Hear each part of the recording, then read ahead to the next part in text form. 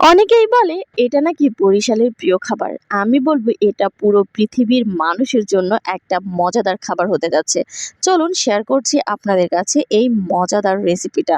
কাঁঠালের বিচির ডাল যে একবার খেয়েছে সে বারবার খাবে।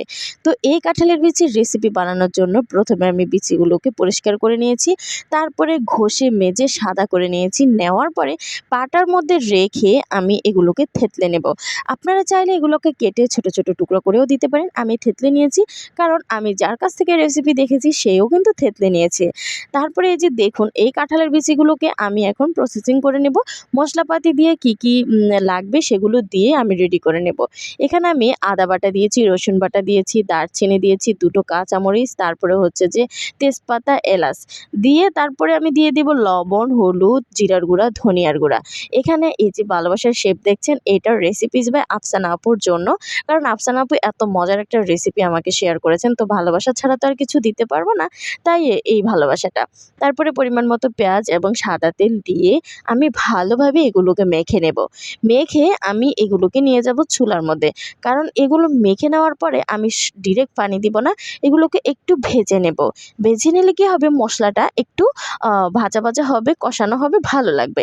আপনারা যদি চান যে না ভাজবো না, আমি ডিরেক্ট পানি দিব, তাও পারেন, নো প্রবলেম। এই যে দেখুন আমার ভাজা হয়ে গেছে।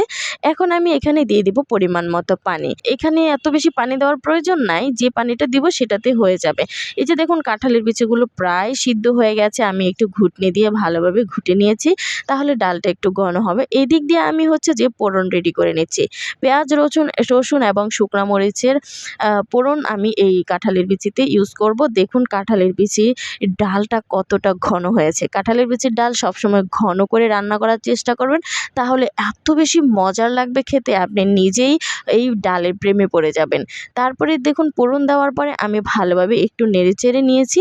তারপরে নাড়াচাড়া করার পরে আমি এখানে দিয়ে দিব লেবু।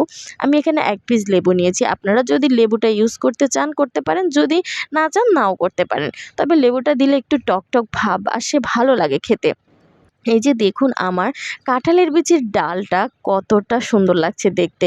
এত বেশি জুসি হয়েছে না, মানে আমার আর লোভ সামলানো যাচ্ছে না। আমার তো ইচ্ছা করছে আমি এখনই খেতে বসি। আমার বাচ্চারা দিনে 2-3 বার করে ভাত খেয়েছে এই ডালটা পেয়ে। তো অনেক বেশি ভালোবাসা রেসিপিস বাই আফসানা আপুকে, যে এত সুন্দর একটা রেসিপি শেয়ার করেছেন, এবং আমি এই রেসিপিটা ট্রাই করে আমি তো আপুর প্রেমে পড়ে গেছি। আপুর হাতের রান্নার প্রেমে পড়ে গেছি, যে না জানি আপুর রান্নাটা কেমন হয়েছে। আমার তো আর ধৈর্য দিচ্ছিল না যে কখন খাবো, কখন খাবো, তাড়াতাড়ি করে খেয়ে ফেললাম।